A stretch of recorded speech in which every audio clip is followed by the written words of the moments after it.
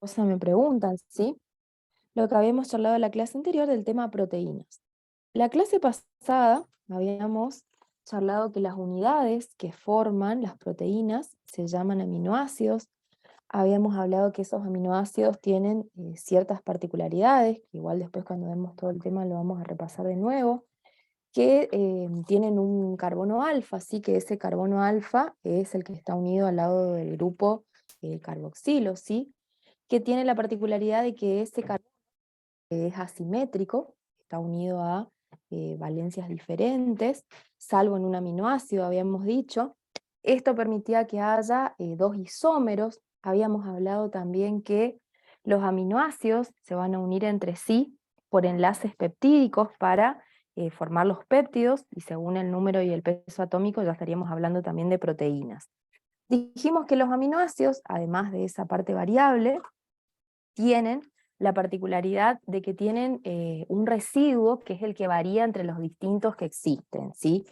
Habíamos charlado que algunos de esos residuos tienen comportamiento hidrofílico, otros tienen comportamiento hidrofóbico, otros son más bien neutros, perdón. Y esas características, ya vamos a ver ahora en un rato, que también van a contribuir, además de las características en sí del enlace peptídico, que ahora ya las vamos a repasar, la presencia de distintos grupos R es lo que determina que una proteína se va a organizar, podríamos decir, que eso ahora ya en un rato lo vamos a ver. Eso fue a grandes rasgos lo que vimos en la clase anterior. Bueno, hablamos también de el comportamiento diferente que podían tener los aminoácidos según el pH en el cual estaban, ¿sí? Se podían comportar como iones divalentes cuando estaban en un pH neutro, o podían tener carga positiva o negativa según el pH se acidificaba o se volvía más básico. Después habíamos hablado también que depende el número de aminoácidos que yo voy a tener formando una cadena, digamos, polipeptídica, puedo hablar de péptidos o puedo hablar de proteínas propiamente dichas. La clase anterior habríamos hablado de algunos péptidos de importancia biológica, charlamos del glutatión, de la calcitonina, y ahora nos queda comenzar a hablar de las proteínas, ¿sí? ¿Qué podemos decir de las proteínas? Lo que se acepta de manera general es que cuando hablamos, estamos hablando de un biopolímero de aminoácidos, obviamente, que tiene más de 600, perdón, de 600 Dalton, ¿sí? Dijimos también que esto más o menos sería más de 50 aminoácidos, ¿sí? Que estarían formando, estarían unidos por cadena polipeptídica para formar una proteína. Ya estuvimos hablando en la clase anterior de la importancia biológica de las proteínas, hicimos referencia a algunas funciones. En los vertebrados particularmente constituyen el compuesto orgánico de los cuatro que existen más abundante, ¿sí? Aproximadamente el 50% del peso seco de los vertebrados los constituyen las proteínas. Habíamos hablado en la clase anterior de distintas funciones, que entre las más importantes de recordar estaba la función de transporte. Habíamos charlado que las proteínas pueden actuar como transportadoras de membrana. Teníamos en ese grupo los transportadores pasivos. Habíamos hablado también el caso de la hemoglobina, que tiene la capacidad de poder transportar oxígeno a un lado y hacia otro de nuestro organismo. Charlamos de las proteínas como, o desde su función estructural, cuando habíamos charlado de que permiten la formación de cromosomas, entre otras cosas. Puede ser también el ejemplo de el colágeno, de una función estructural. Otra cosa que dijimos que algunas proteínas pueden actuar como hormonas. También las proteínas actúan como reguladoras génicas. Esto quiere decir que se pueden unir, digamos, a porciones particulares del material genético y permitir que la transcripción de un determinado gen se active en un momento, ¿sí? También habíamos hablado de la función inmune. Eso simplemente por charlar de algunas funciones, seguramente me olvidé un par. Cualquier cosa, ustedes igual me preguntan, pero eso ya lo vimos en la clase anterior y después lo vamos a ver al final del tema. Ahora entrando en detalle en las proteínas, a las proteínas se la puede clasificar desde tres puntos de vista, ¿sí? Por la naturaleza química, ahí vamos a tener dos tipos, las que se llaman simples y las que se llaman conjugadas, que ya vamos a hablar en detalle de esas, pero ya para adelantarme un poco, cuando hablamos de simples, Quiere decir que cuando sometemos, digamos, a una proteína a la hidrólisis, lo único que se obtiene son aminoácidos. Cuando hablamos de proteínas conjugadas, ya son aquellas que van a estar formadas, además de por la parte aminoácidica, por otro componente, que puede ser un metal, que puede ser un también ADN, digamos, en el caso de las histonas que están unidas fuertemente a ADN. Eso sí, pueden ser también proteínas que están unidas a un lípido. Entonces, en ese caso hablamos de proteínas conjugadas. Cuando sometemos a hidrólisis, componentes, además de tener una parte aminoácidica, tenemos otro componente de naturaleza no proteica, ¿sí? Otra forma de clasificarlas es por la forma tridimensional que adopta. Ya vamos a charlar que esto también es la estructura terciaria de la proteína, que ahí clasificamos en dos grandes grupos, ¿sí? Esperen que agarre mi marcador, que estoy hablando así en el aire, supongo que me están siguiendo en la diapositiva. Tenemos entonces por la forma que adopta las proteínas que se clasifican en fibrosas y lobulares. Ya a medida que avancemos con el estudio de las proteínas, o si alguno ya estuvo leyendo la bibliografía, se habrá dado cuenta que la estructura tridimensional que adopta una proteína es muy importante porque está en relación directa con la función biológica de esa proteína, ¿sí? Entonces vamos a ver que, por ejemplo, las proteínas fibrosas están más implicadas en resistir alguna fuerza de estiramiento, por lo tanto están implicadas en, más que nada, cumplen una función. Y las proteínas globulares, que ya vamos a ver que adoptan como una forma tridimensional semejante a una esfera, tienen, por ejemplo, una función de transporte o una función de contracción, como en el caso de la actina, ¿sí? Y otra forma de clasificarlas es por su función biológica, que de esto más o menos es lo que ya estuvimos hablando al principio de la clase, que podemos hablar de proteínas que funcionan como catalizadores biológicos, es decir, como enzimas, las proteínas contráctiles, las proteínas de transporte, las que actúan como hormonas, y también las que forman parte del sistema de defensa, entre otras funciones, que también estaría la de nutrientes, que serían proteínas clasificadas desde el punto de vista de su función biológica, ¿sí? Entonces, esto para tener en cuenta que a las proteínas las vamos a clasificar de tres formas distintas. Es la forma más aceptada por ahí de clasificarlas, por la naturaleza, que son ejemplos, por la forma, que también ya vamos a llegar a eso cuando hablemos de estructura terciaria, y por la función biológica, ¿sí? Bien, voy pasando, cualquier cosa me dicen que me detenga un ratito más, ¿sí? Una cosa importante que rescaté de las propiedades de las proteínas, acuérdense que todo esto está en el apunte y también en el blanco. Una de las propiedades de las proteínas es su capacidad de comportarse como ácido o como base, ¿sí? La carga eléctrica en sí de una proteína va a depender de la ionización que van a sufrir los grupos existentes en las cadenas laterales, ¿sí? Las cadenas laterales va a ser lo que va a determinar el comportamiento de esa proteína. Por ejemplo, aquellas proteínas que tienen un predominio de unos aminoácidos en particular, esperen que otra vez me agarre mi marcador, de la lisina, la arginina y la histidina, que estos tienen una cadena lateral que tiene un comportamiento básico, estamos hablando de pH fisiológico, por lo tanto esa proteína tiene un predominio de cargas positivas y se comporta de manera básica. Un ejemplo constituyen las histonas, ¿sí? Que las histonas tienen una gran proporción de lisina y arginina, y esto permite que todas esas cargas positivas puedan interactuar de manera bastante estable con el ADN que está dentro del núcleo, que tiene un carácter ácido, ¿sí?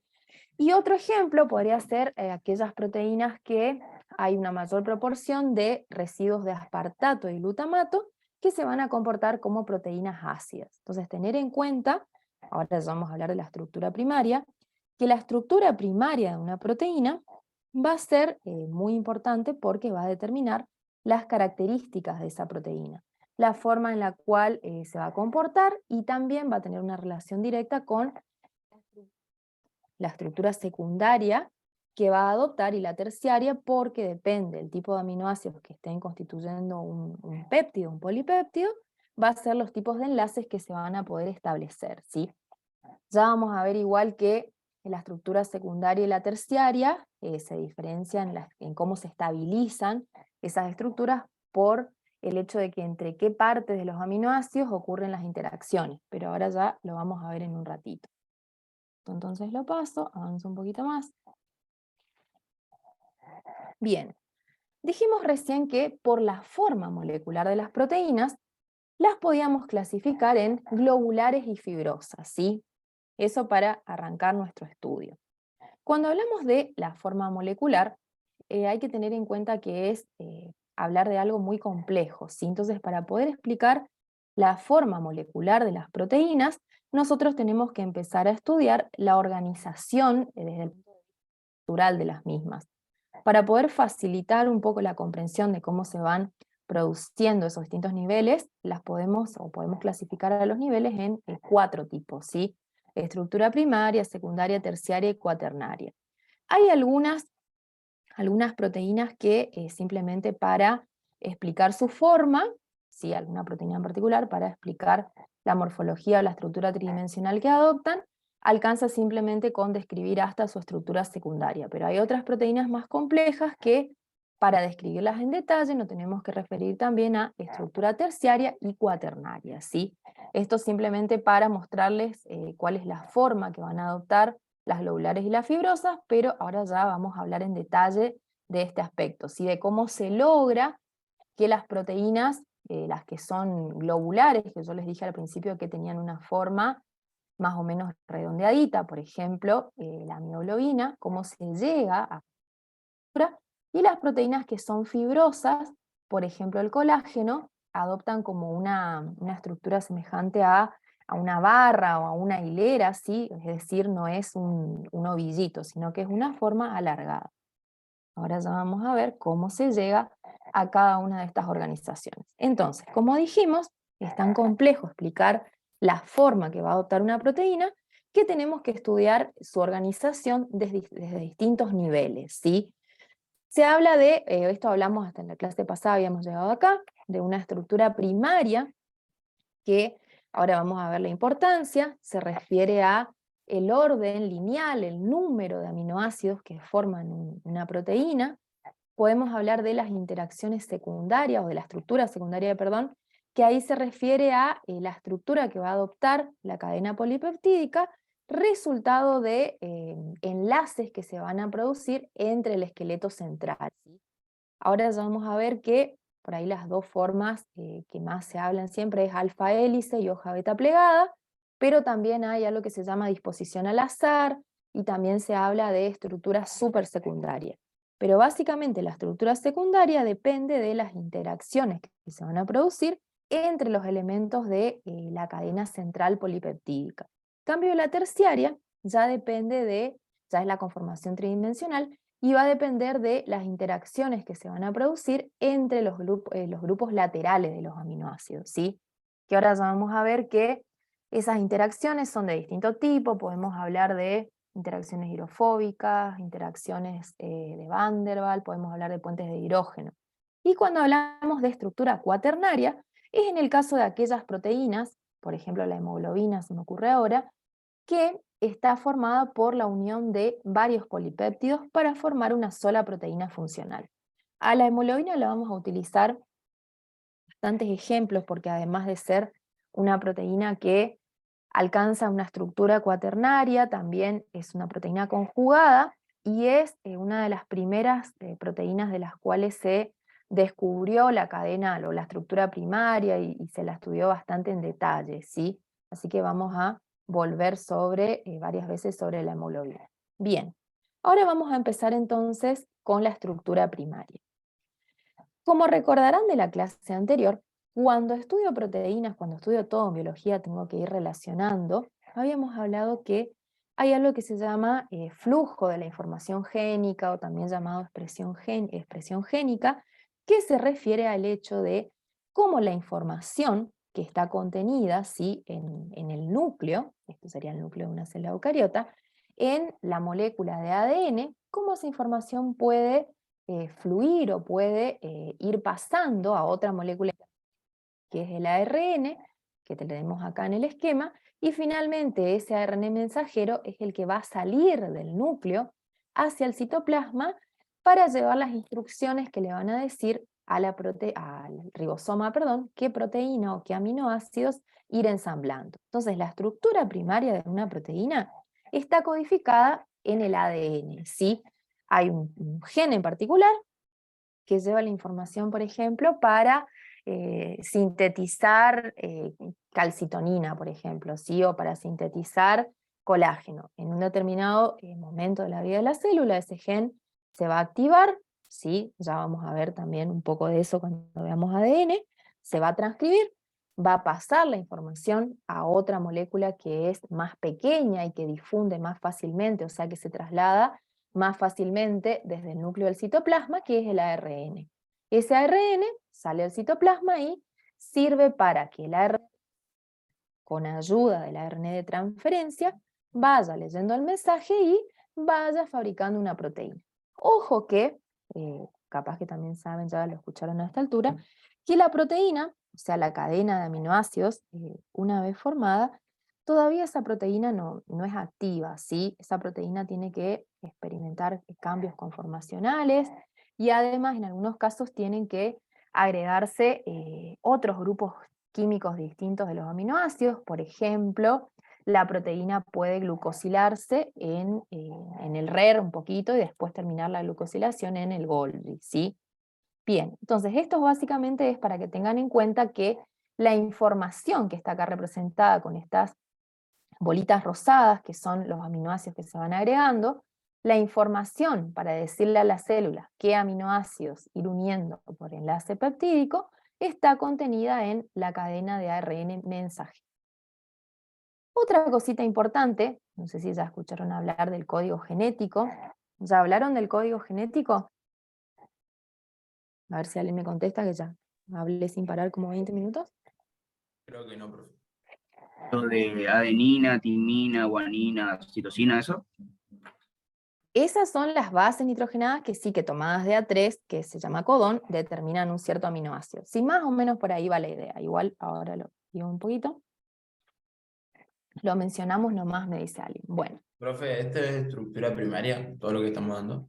Sí, estamos por llegar a la estructura primaria. Sí, Ah, simplemente es una introducción sí, sí, sí. de cómo la célula sabe qué aminoácidos debe unir en la estructura o para constituir la estructura primaria de la proteína, ¿sí?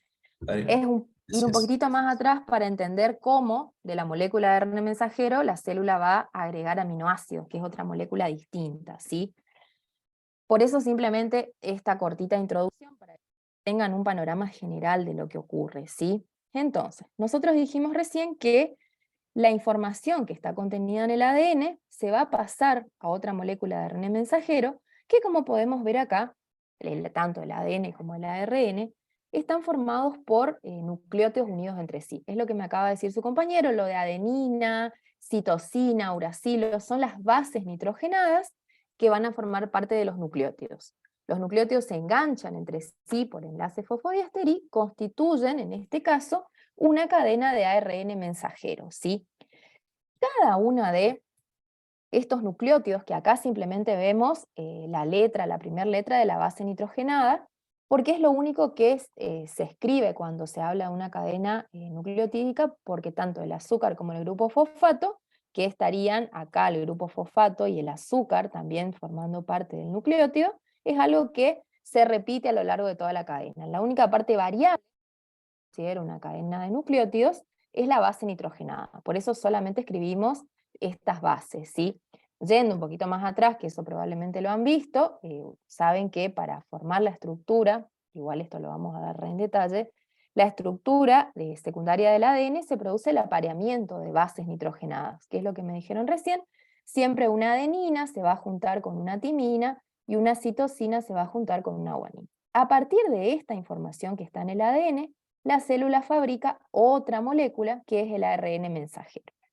Existe algo que se llama código genético, que el código genético es el lenguaje, podríamos decir, en el cual está escrito la vida. El código genético tiene la particularidad de que es algo universal. Esto quiere decir que hay algunas excepciones, obviamente, como todo en biología, pero quiere decir que los tripletes codificantes, o los grupitos de 3 nucleótidos, codifican para el mismo todos los seres vivos, ¿sí?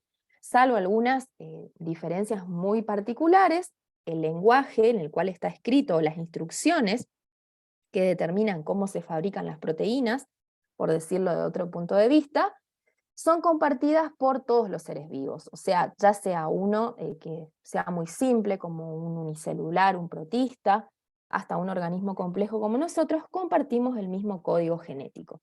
Estos grupitos, voy a borrar esto, estos grupitos de 3 nucleótidos se llaman codones, ¿sí? Este codón va a codificar para un aminoácido en particular. A eso se refiere código genético. El ribosoma va a ir leyendo estos grupitos de A3 nucleótidos y el ARN de transferencia va a ir agregando el aminoácido que se corresponde, ¿sí? Por eso decimos que es un código. Fíjense, por ejemplo, en el caso de el codón, que acá tenemos 2 hilos y una adenina, codifica para leucina. ¿Qué quiere decir esto? Que cuando el ribosoma, imagínense que este es el ARN mensajero, este es el ribosoma, la unidad menor, la unidad mayor, el ribosoma se va desplazando a lo largo del ARN mensajero y también está esto que estaría acá, que es el ARN de transferencia, otra molécula que participa en la síntesis proteica. Este ARN de transferencia y el ARN mensajero van como leyendo este mensaje que está contenido acá en el ARN mensajero, escrita en forma de código, y le va diciendo a ese ribosoma, bueno, agrega leucina, agrega triptófano, agrega prolina, ¿sí? Por eso la importancia de que tengan un panorama general. Yo tengo que saber que el código genético son las instrucciones que van a pasar el mensaje de un lenguaje a otro, podríamos decir también, ¿sí? Fíjense que otro codón, por ejemplo, puede ser este que está acá, que es una adenina y 2 uracilo, y eso va a codificar para isoleucina, ¿sí? Entonces, cada uno de estos codones codifica para un aminoácido. Una cosa nada más para también remarcar, si es que alguno se está dando cuenta en esta tablita del código genético, que hay una particularidad, una característica muy importante del código genético, que es degenerado. ¿Qué quiere decir esto? Que existe más de un codón, en este caso, que estoy marcando acá con color naranja, más de un codón que codifica para el mismo aminoácido, ¿sí? Fíjense que son 4 codones diferentes o 4 instrucciones diferentes, podríamos decir, que todas le dicen al ribosoma que debe agregar el mismo aminoácido, ¿sí? Eso significa que el código genético se ha degenerado.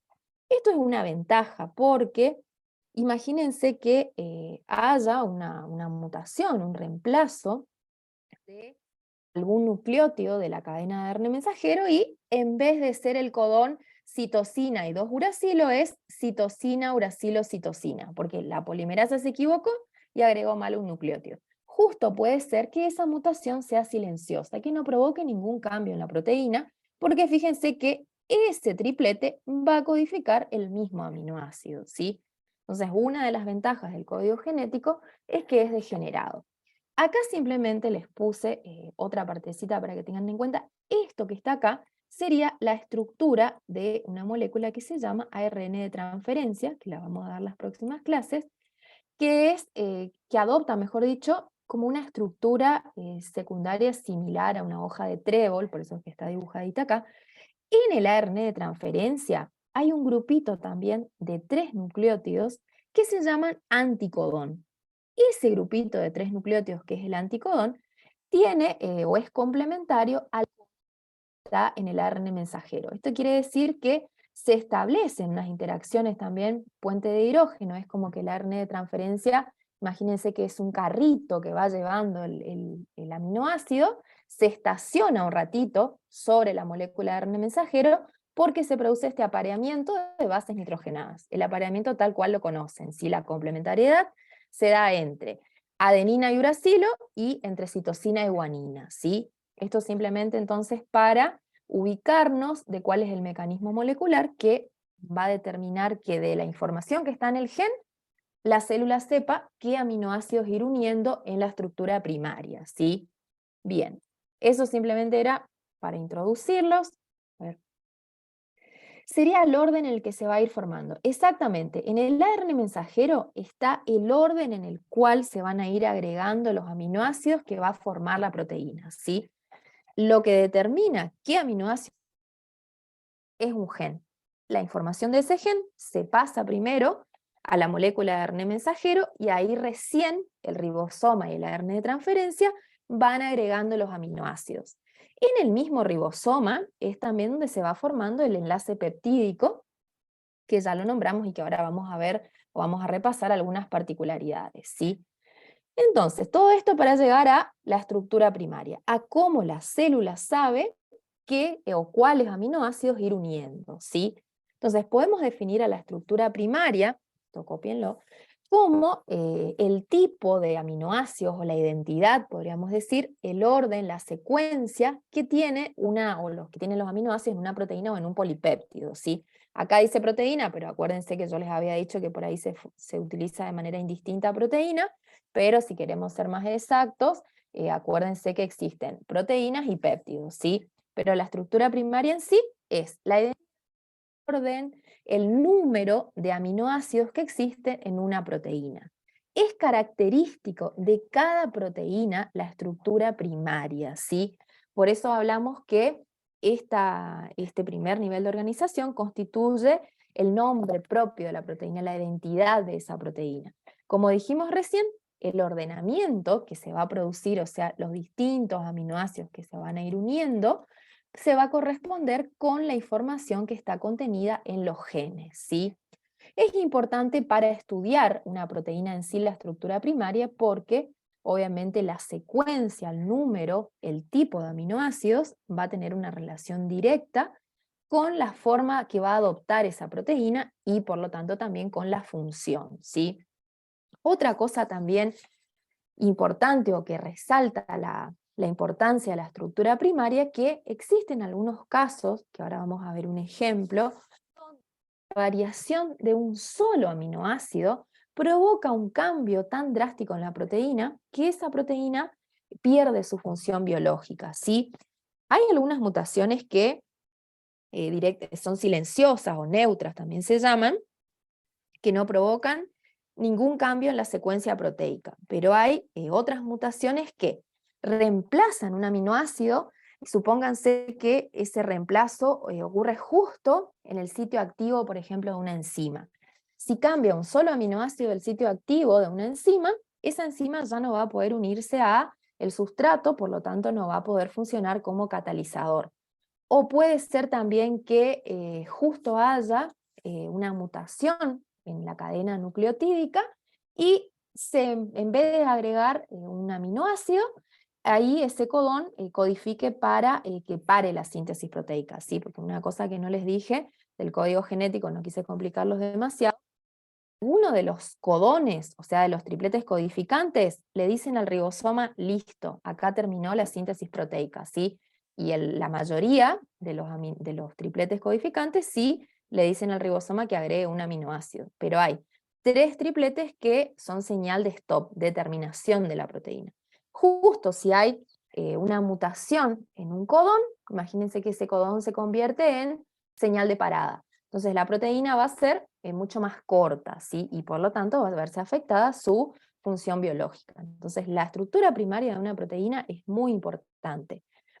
Ahora, por ahí si vieron ya el blanco, les hace referencia a un experimento que se hizo hace muchos años de Sanger, de cómo se descubrió el orden o cómo se descubrió la estructura primaria de la hemoglobina, los aminoácidos que lo formaban.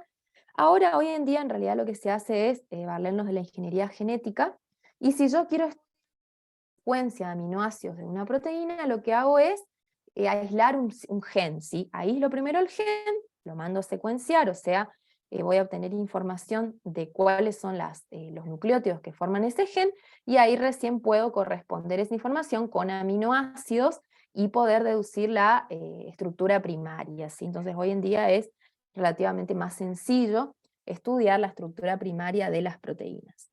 Voy a adelantarme un poquito más. Estos ya pudieron copiar estas 4 características. Voy a tomar un mate. ¿Pudieron copiar? Sí, profe. Sí, profe. Bien, Sí, profe. ahí ya. Acá. Sí. Entonces, pasando en limpio, ¿cuál es la importancia de la estructura primaria?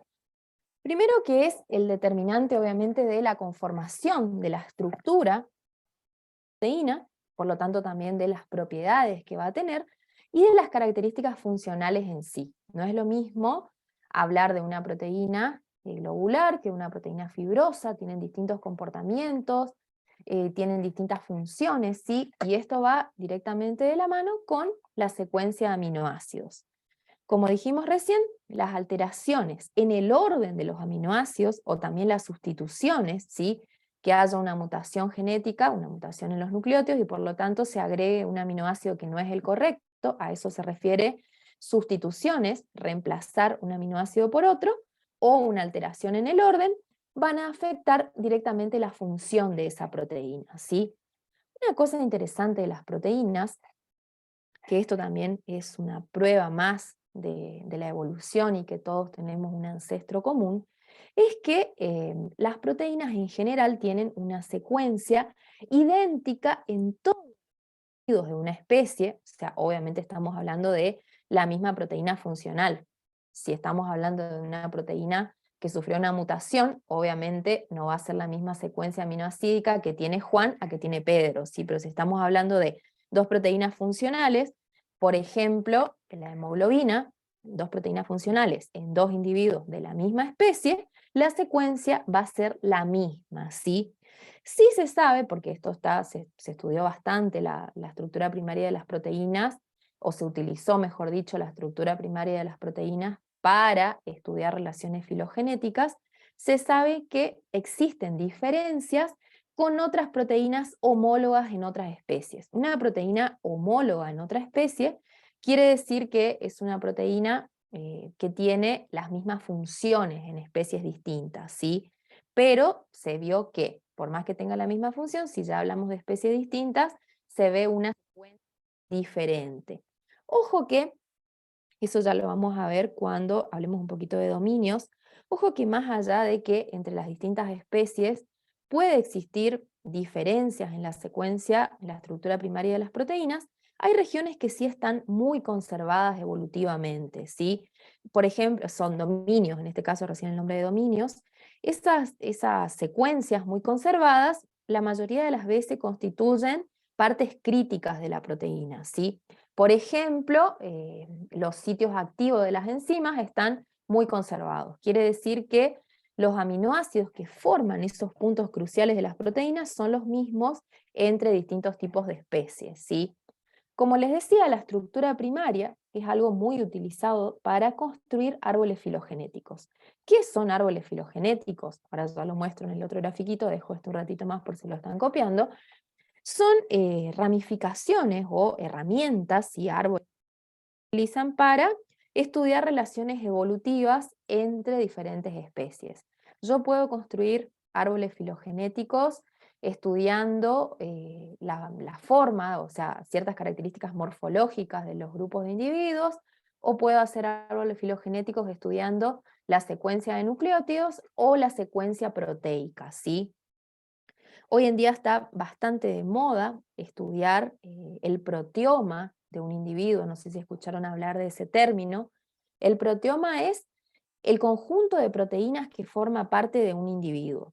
Hoy en día, incluso yo buscando información, vi que hay un proyecto bastante importante que incluye muchas universidades importantes que está estudiando el proteoma humano. Así como hace unos años se quiso o se estudió el genoma humano, y hoy se sabe una cantidad de información del genoma humano, se está estudiando el proteoma. Entonces, ¿cuáles son las proteínas de nuestra especie o de otras especies también emparentadas?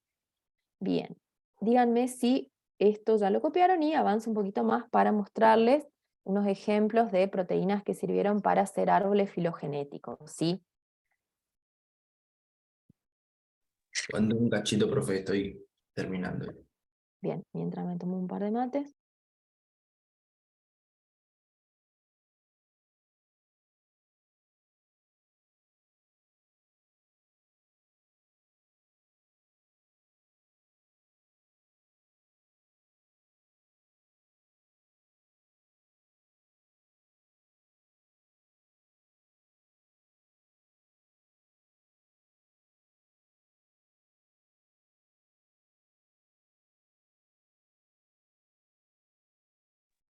¿Ya estamos?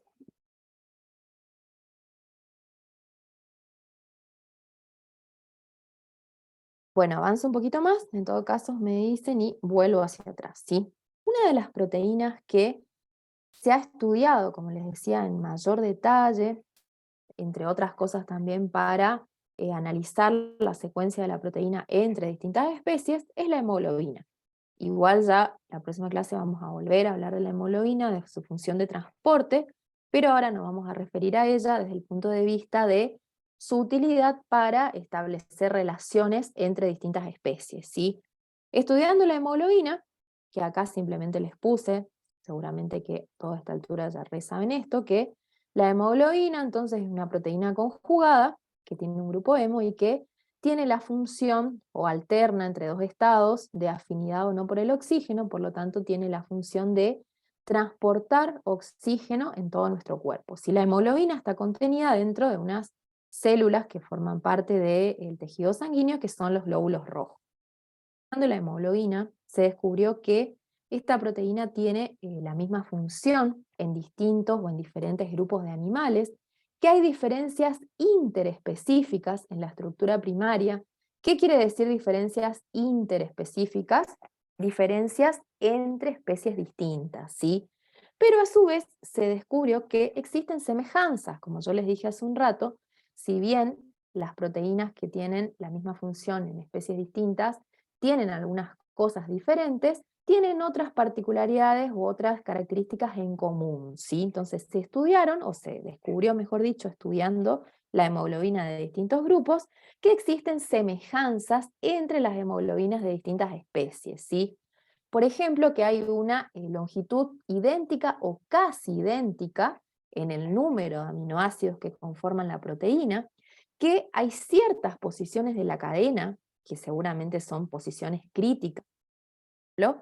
Debe ser la posición que permite la unión con el grupo hemo. En esas regiones que son críticas en ciertas posiciones, se vio que coinciden los restos aminoácidos.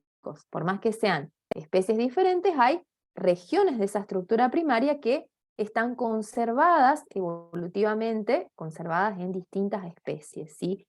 También se vio que la hemoglobina en distintas especies adopta una conformación similar. Esto se refiere a la estructura, la forma molecular de la proteína, que como vemos acá la hemoglobina se va a encontrar dentro del grupo de las proteínas globulares, porque adopta como esa formita redondeadita, ¿sí? Entonces se vio también que entre distintas especies la conformación es la misma, y también se llegó a la conclusión, haciendo estos árboles filogenéticos y estudiando la secuencia nucleotídica que forman las proteínas, que las hemoglobinas derivan de un gen ancestral común, ¿sí?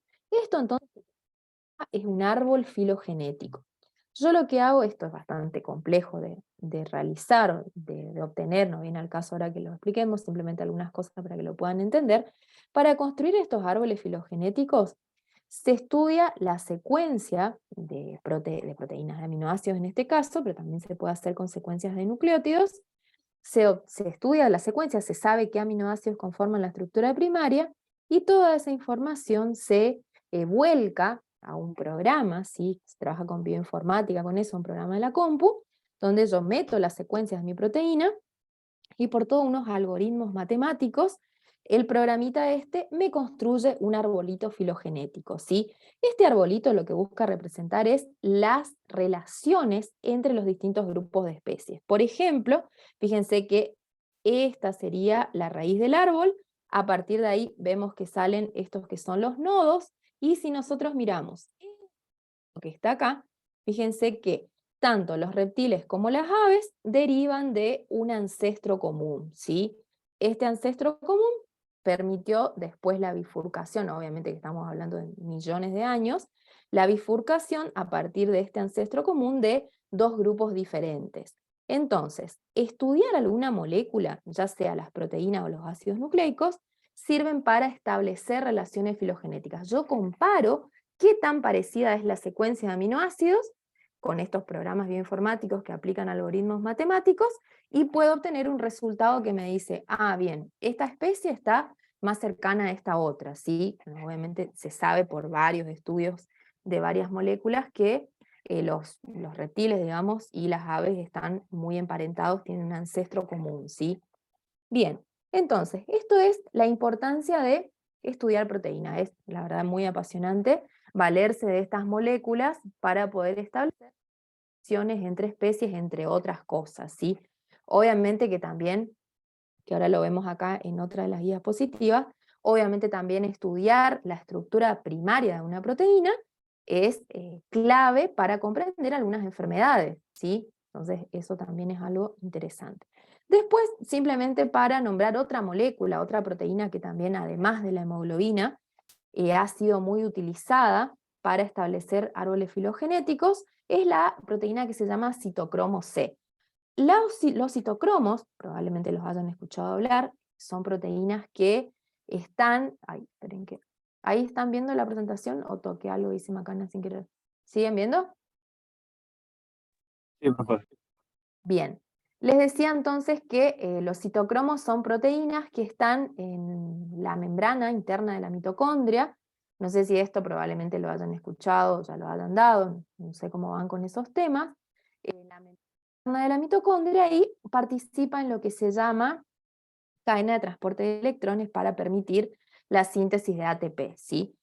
Esta molécula también ha sido muy estudiada para establecer relaciones entre especies y se vio que cuanto más alejadas están las especies evolutivamente, mayores son las diferencias con respecto a la estructura primaria de las proteínas, o de la proteína, la citocromo de los distintos grupos de organismos. ¿Sí? Acá simplemente otra vez un arbolito filogenético, pero esto era nada más para nombrarles otra proteína que ha sido muy utilizada para estudiar relaciones evolutivas, que es la citocromo C. Bien, avanzamos un poquito más. Otro aspecto entonces importante de la estructura primaria de la proteína es que me permite, puede pasar después, sí, sí, sí, sí. Después, cuando terminemos de dar todos los temas, ahí les voy a pasar para que tengan, que obviamente ahora no los alcanzan a copiar, sí copien la parte teórica y vayan tomando nota de algunas cosas, ¿sí? Les decía entonces que, esperen que leo otra vez el chat, bien, les decía que además de la utilidad de establecer relaciones filogenéticas, estudiar la estructura primaria es muy importante porque hay casos donde ciertas enfermedades, bueno, en realidad la mayoría de las enfermedades tienen un componente genético, sí, una mutación, solo que algunas son mutaciones ya que ocurren cuando o ya vienen de la línea germinal y otras son mutaciones que pueden ocurrir después cuando el individuo ya está desarrollado, pero la mayoría de las enfermedades tienen una relación con algún cambio en la secuencia de nucleótidos y puede ser que, o la importancia de esto es que un simple cambio, ¿sí? Solamente un aminoácido que se sustituya por otro o que esté corrido del marco de esto puede provocar un cambio tan grande en la conformación que la proteína directamente deja de tener la función para la cual estaba preparada, ¿sí? Esperen que alguien dijo algo. Profe, salgo y entro de nuevo. Bien. Está. ¿Están viendo los dibujos? Porque acá me dice en mi computadora que está pausada el compartir. ¿Están Sí, viendo, se ve, seguro? profe. Bien. Les decía entonces que un ejemplo de cómo un cambio en la estructura primaria puede alterar la función de la proteína, es el caso de la hemoglobina. La hemoglobina se estudió que cuando hay un cambio, o sea, una sustitución de un aminoácido que es el ácido glutámico por una valina, una sola sustitución, un solo aminoácido que cambie, la hemoglobina, en vez de ser funcional y encontrarse así en su formita globular dentro del glóbulo rojo, lo que va a ocurrir es que esa proteína, esperen que agarre un marcador, esa proteína dentro del lóbulo rojo, ¿sí? Y en vez de tener un aspecto normal el lóbulo rojo, va a tener una forma de media luna, que también se llama el glóbulo rojo en forma de hoz. Esta Profe, estructura, sí. no sé si está compartiendo pantalla o no, pero a mí me quedó nomás en la filmina del citocromo C, se quedó ahí. Ah, me parecía, eso les decía. Si es que seguía pasando. ¿Ahora sí? Ahora sí. Ahora sí está en la Ahí, hemoglobina, bien. Perfecto. Les decía entonces que ese solo cambio de un aminoácido lo que va a provocar es que la hemoglobina adentro del lóbulo rojo va a precipitar y el lóbulo rojo va a tener esta forma como de media luna, ¿sí? Eso va a hacer que la tasa de hemólisis, o sea, de destrucción de ese lóbulo rojo, sea mucho más alta y además estos glóbulos rojos en forma de hoz van a ser, no, o mejor dicho, van a tener poca elasticidad, ¿sí? Como anemia falciforme, cuando la hemoglobina está cambiado el orden de los aminoácidos y provoca que los glóbulos rojos es como que se vayan atascando, sería en los capilares y en las venas, ¿sí? Porque no tienen elasticidad para poder deformarse y atravesar esas estructuras. Miremos acá, fíjense que un glóbulo rojo normal, que tiene la hemoglobina, que no está cambiado el aminoácido en su interior, tiene una formita más o menos redondeadita, muy elástico, que puede cambiar su formita para poder pasar por algún capilar que sea muy pequeñito, ¿sí? En cambio, cuando dentro de los glóbulos rojos está esta hemoglobina que tiene un cambio en los aminoácidos, provoca que el glóbulo rojo sea como más rígido, ¿sí? Que adopte esta forma de media luna y que incluso, fíjense que no puede atravesar, está justo en amarillo no se ve nada, en verde, no puede, por lo tanto no va a poder atravesar algún capilar que sea muy pequeño, por lo tanto no va a cumplir ni su función de traslado de oxígeno, y por otro lado también, esa hemoglobina mutada no es tan eficiente para unirse al oxígeno y además hace que la tasa de hemólisis sea muy alta. Entonces esos glóbulos rojos se van a destruir rápidamente. Ese es un ejemplo de cómo la sustitución de un solo aminoácido, fíjense que cambia solamente el ácido glutámico por la valina y provoca estragos en la hemoglobina, ¿sí? Deja de ser funcional. En consecuencia hace que el lóbulo rojo sea rígido y que se destruya más rápidamente y por lo tanto no puede cumplir la función que tiene ni la proteína ni la célula, ¿sí? Bien, esto lo paso, seguimos un poquito más. Esto entonces con respecto a la estructura primaria. ¿Qué me tengo que acordar? Que la estructura primaria está determinada por la secuencia del gen. El gen porta la información para que el ribosoma, con ayuda del ARN de transferencia, vaya agregando los aminoácidos correspondientes. Esta estructura primaria es crítica, esto tiene que ver con el número, el orden, el tipo de aminoácidos que conforman una proteína, es crítica porque va a determinar la función de esa proteína, ¿sí? Depende del tipo de aminoácidos que se están uniendo para constituir la estructura primaria, va a ser la estructura secundaria, la terciaria y la función molecular de esa proteína, que ahora ya lo vamos a ir viendo con estructura secundaria y terciaria.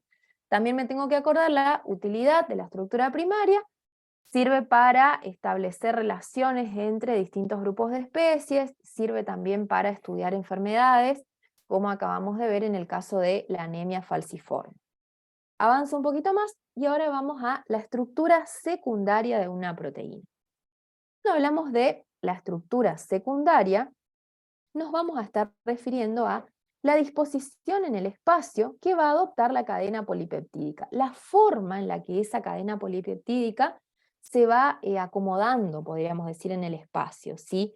Esta forma generalmente va a ser mantenida por enlaces puentes de hidrógeno que se producen entre el esqueleto central de aminoácidos, ¿sí?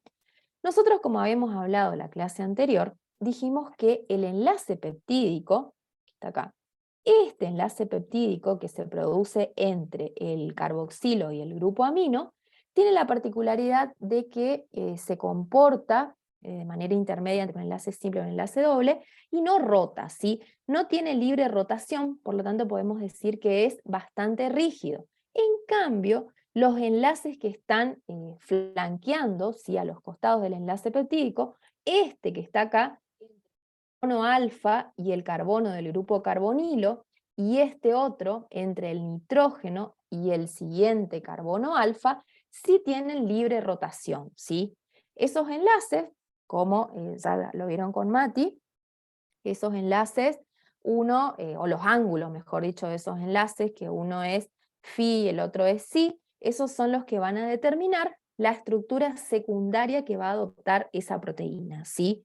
Entonces, repasando simplemente un poco de enlace peptídico, tenemos que acordarnos que como ese enlace no rota y le da cierta rigidez a esa parte de la molécula, los que van a poder rotar y van a determinar la disposición de la cadena en el espacio son estos otros dos del costado, entre el carbonilo y el carbono alfa, y entre el carbono alfa y el nitrógeno, ¿sí? Esos son los dos enlaces que pueden rotar y el enlace peptídico es rígido.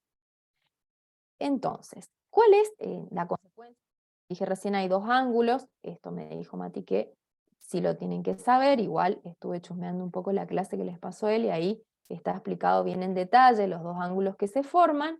Estos dos ángulos entonces que se van a formar, tanto el psi como el phi, van a ser los que van a terminar, valga la redundancia, van a determinar entonces cuál es la disposición que puede adoptar esa molécula en el espacio, ¿sí? Recordar entonces que el enlace peptídico no tiene libre rotación, pero los dos enlaces que están flanqueando a este enlace sí tienen libre rotación y según el ángulo que se forma entre los dos, va a ser un determinante del tipo de estructura secundaria.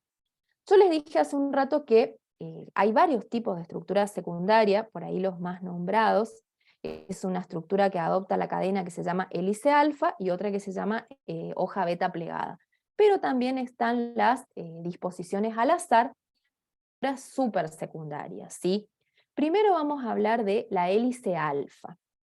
La hélice alfa va a estar formada por, ahora ya les puse también un videíto acá en el link, pero les voy a pasar nomás por el chat para que lo puedan ver, es un videíto cortito, pero está bueno porque por ahí es difícil explicar sin una maqueta cómo es la disposición de la hélice alfa, ¿sí? Pero ahora ya lo vemos también. La hélice alfa entonces es una sola cadena helicoidal que imaginemos que hay un eje central, como una especie de cinta, que se va enrollando alrededor de un eje central. Esa sería la estructura que adopta una proteína que tiene una estructura secundaria en forma de hélice alfa. Ahora ya les voy a mostrar en un esquemita.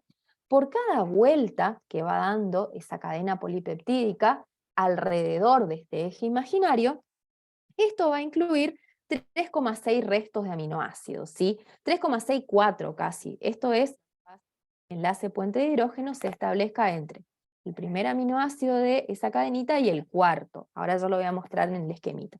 Primero copien estas características y ahí ya lo vuelvo a explicar con el dibujito de la molécula.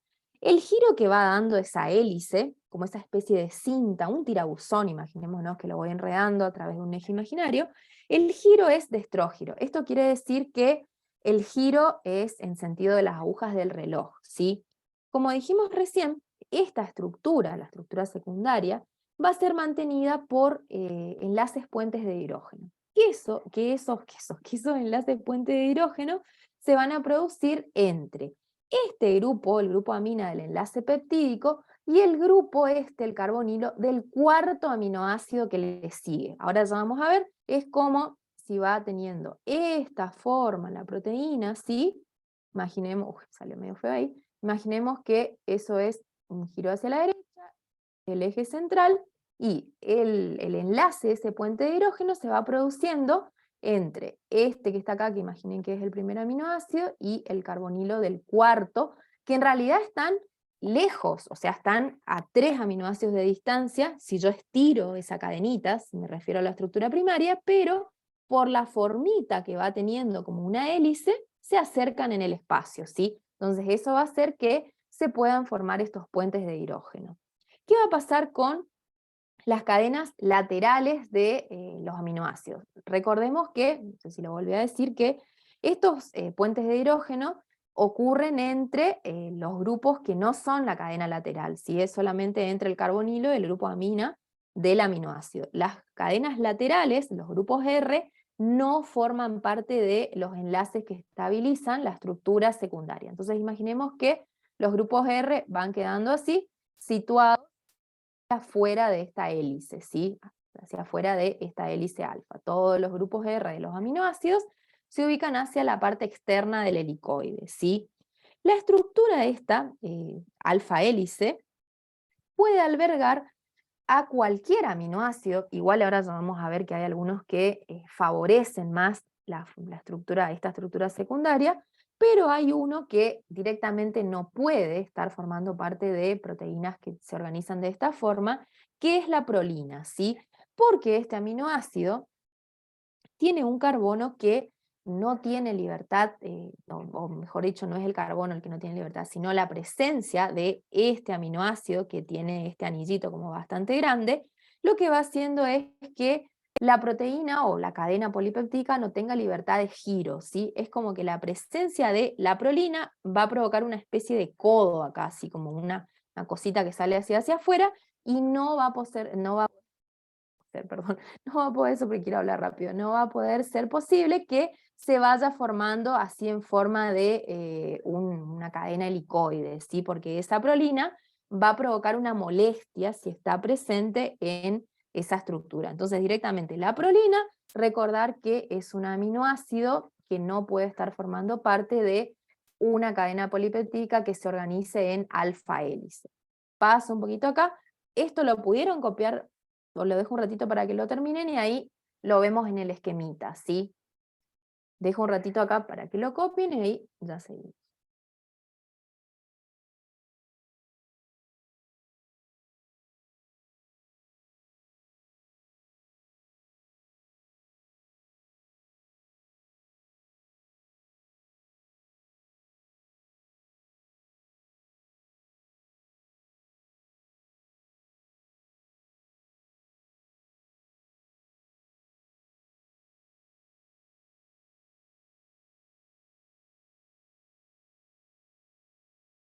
Díganme ustedes cómo van. ¿Están todos dormidos? ¿Que nadie habla nada? Igual arrancaron re temprano. ¿Todos los domingos tienen clase a las 9? Sí. Sí. Ay, la vida del estudiante. Sí, más temprano si Mati está Ya con ganas. el último mes, ya, profe, el último esfuerzo. Bueno, Sí, igual les digo que toda su vida va a ser así, porque yo la verdad que pensé que uno dejaba de estudiar cuando se recibía y ya tenía su fin de semana, pero nunca termina. Y además, si te gusta lo que haces, como que siempre tenés que estar leyendo algo nuevo.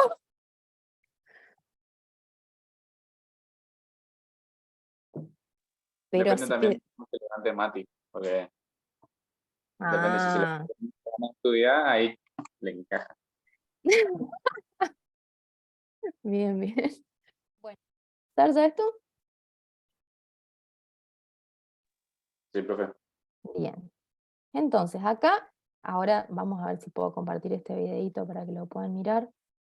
Los voy a pasar al chat. Entonces acá estamos viendo, un poquito más lindo que mi dibujo, cómo sería esta alfa hélice, ¿sí? Dijimos que es un eje imaginario donde la cadena polipeptídica se va enredando alrededor de ese eje. Dijimos que este giro es hacia la derecha y por cada vuelta que va dando esa hélice se incluyen 3,6 aproximadamente 4 aminoácidos.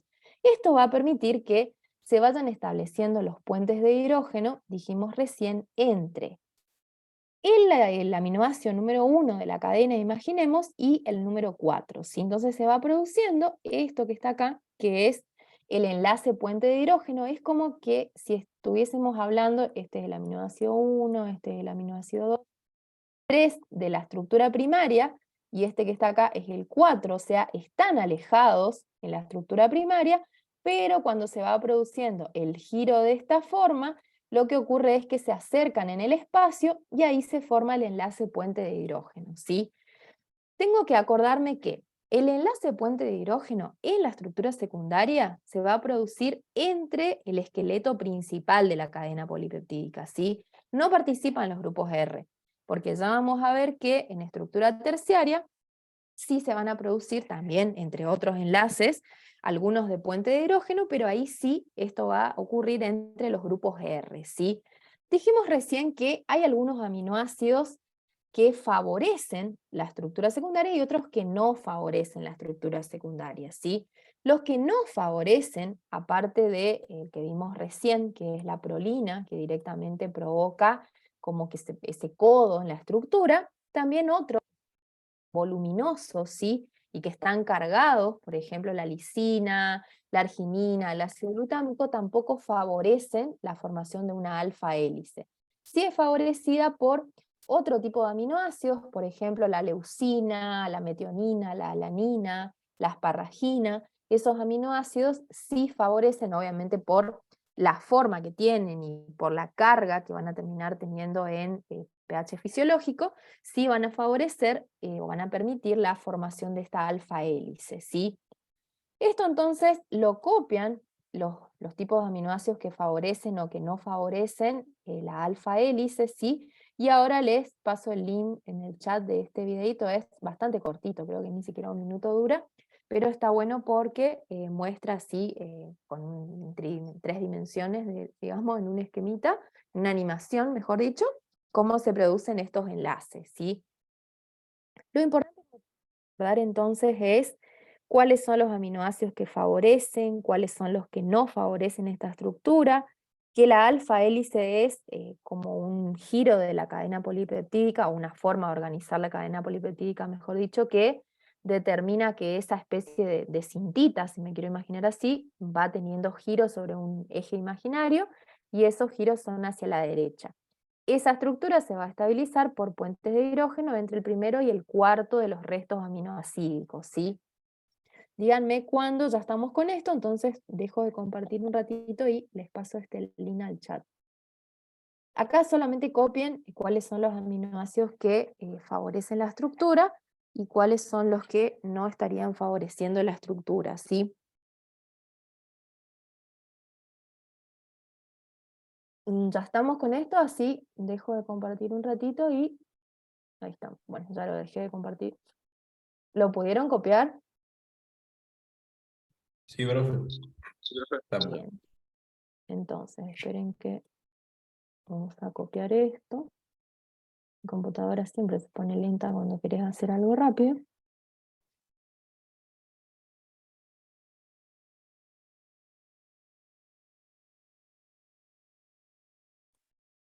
Ahí está. Ahí lo puse en el chat, es re cortito, no sé, creo que duraba menos de 1 minuto y explica bien la estructura secundaria de alfa hélice, ¿sí? Así que si lo quieren ver ahora un ratito nada más, lo pueden abrir incluso los que están en la compu y poner en silencio mientras yo sigo hablando, porque es simplemente para que vean la forma en la cual estaría la molécula dispuesta de manera tridimensional, ¿sí? Para que sea más fácil que lo puedan entender nada más. Si alguno no lo quiere ver ya, también lo puede mirar después, ¿sí? O después lo vuelvo a pasar a los 2 videitos si prefieren. Así ahora seguimos avanzando, pero es simplemente ese para que vean la estructura. Si quieren después se los paso de nuevo, así lo miran con más detenimiento. Bien, seguimos entonces. ¿Cuáles son proteínas o ejemplos de proteínas que se van a organizar en alfa hélice, ¿sí? Hay una proteína que las vamos a ver bastante en detalle, que es el colágeno, así como vamos a hablar muy en detalle de la hemoglobina, también vamos a hablar del colágeno.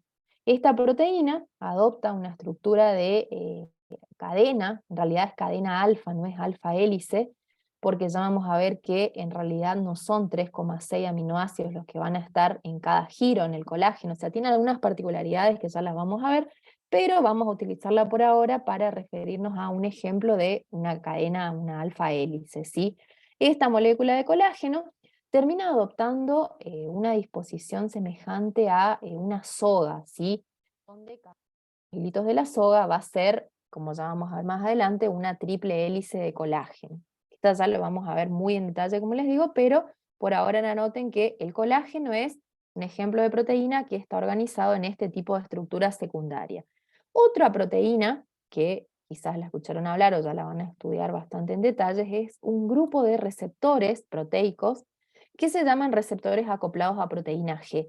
Esto es la representación de una proteína transmembrana, que fíjense que múltiples giros alfa tiene, y además tiene otras regiones, que son estas líneas que están acá, que pueden estar o se pueden estar formadas, digamos, por disposiciones al azar de los aminoácidos o también por hoja beta plegada, ¿sí?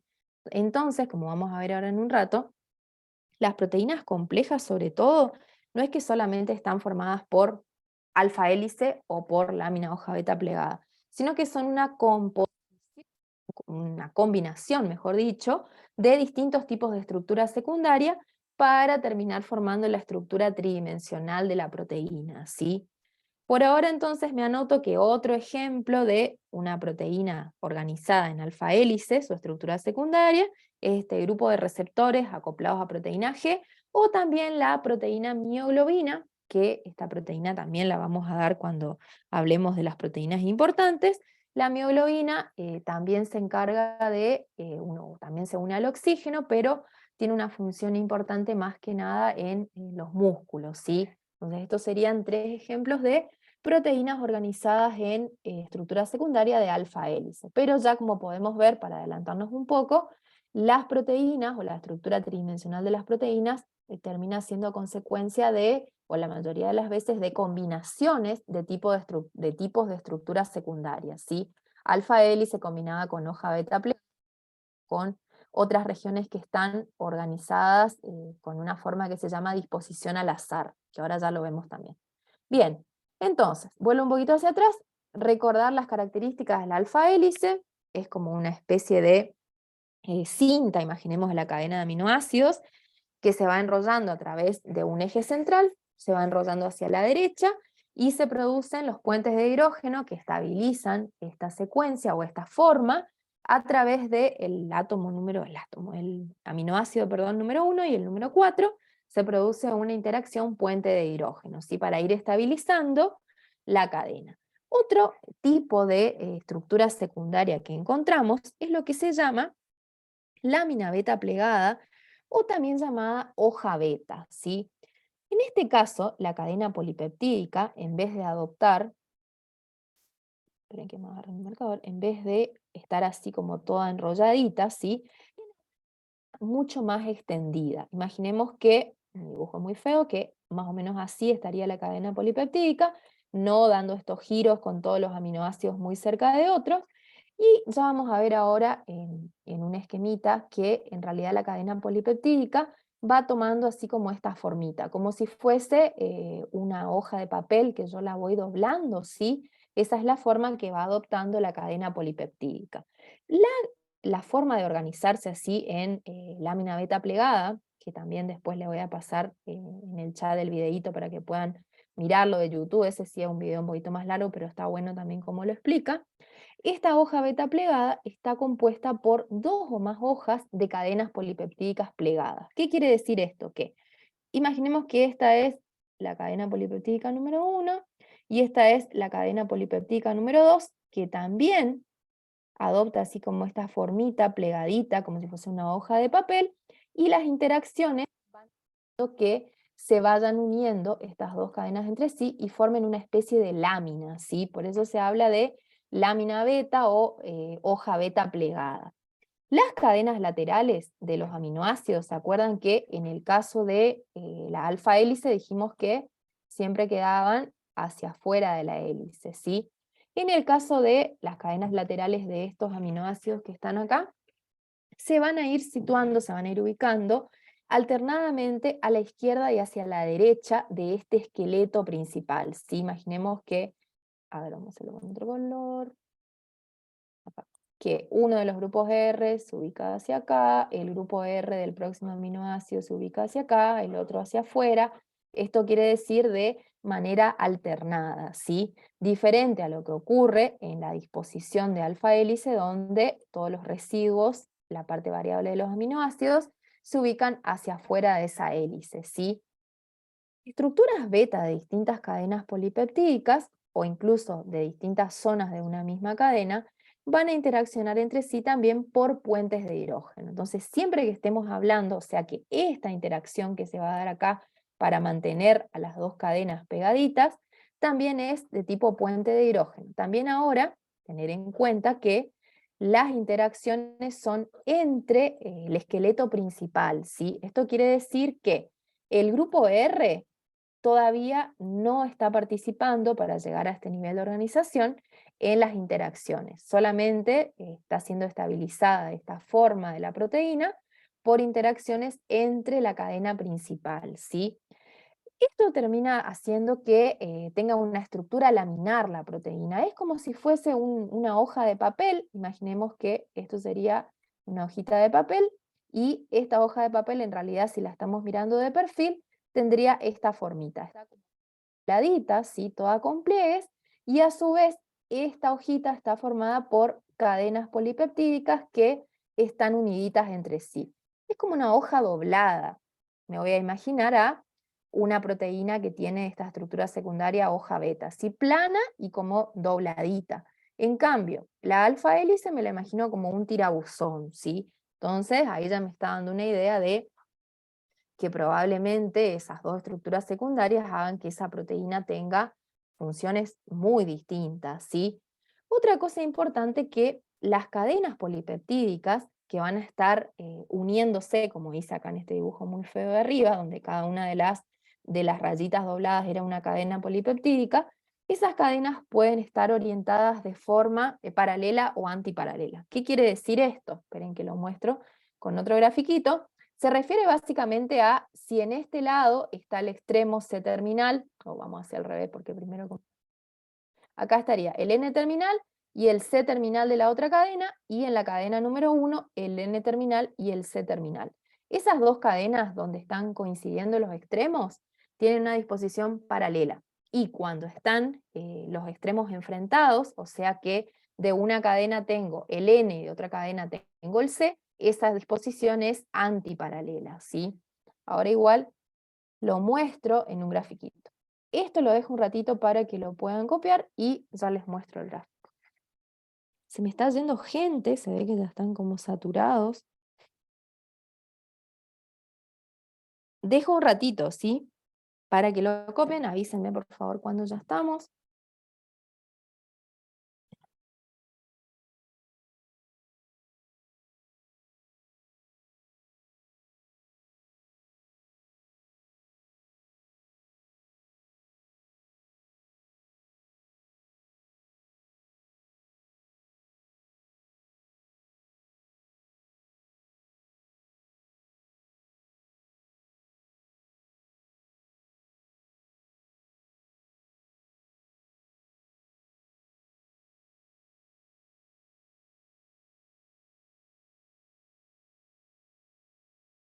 Díganme ustedes. ¿Y a la tarde también tienen clase o tienen libre para estudiar? No, profe. A la tarde ya queda libre, por suerte. Libre, ¿Para libre. estudiar? ¿Para descansar? No, para estudiar. Ah, bueno. Mal, profe, el mes pasado hubieron unos días que arrancábamos 8 de la mañana, terminamos 4 de la tarde. Ah, y bueno, para ir acostumbrándose al ritmo de la universidad. Wow. Sí, no. Nunca más van a tener vacaciones. Bueno, en realidad si se organizan, yo siempre lo que hacía era, tenía vacaciones, no sé, desde Navidad hasta el enero, sí o sí empezaba a estudiar. ¿Puedo pasar ya esto? Sí, profe. Ya está. Bien. Entonces acá está un poquito mejor que mi dibujo, ¿sí? Donde podemos ver cada una de las cadenas polipeptídicas. Esto sería la cadena 1, esto sería la cadena número 2. Fíjense que van adoptando como un zigzag en el espacio, y los puentes de hidrógeno se van produciendo entre el hidrógeno de la amina y el oxígeno del carbonilo. Ahí se produce el puente de hidrógeno, re feo, le taché todo. Y los grupos R, fíjense que se van ubicando de manera alternada hacia un lado y hacia otro de cada una de las cadenas polipeptídicas, y no están implicados todavía en la mantención de esta estructura, ¿sí? Entonces, estructura secundaria, siempre las interacciones puente de hidrógeno que estabilizan esa forma de la proteína ocurren entre el esqueleto principal de la polipeptídica. No están implicados los grupos laterales de los aminoácidos. Bueno, y acá simplemente la estructura antiparalela y paralela, que dijimos que tenía que ver con la disposición que adoptaba el grupo C-terminal, ¿sí? El C-terminal y el N-terminal.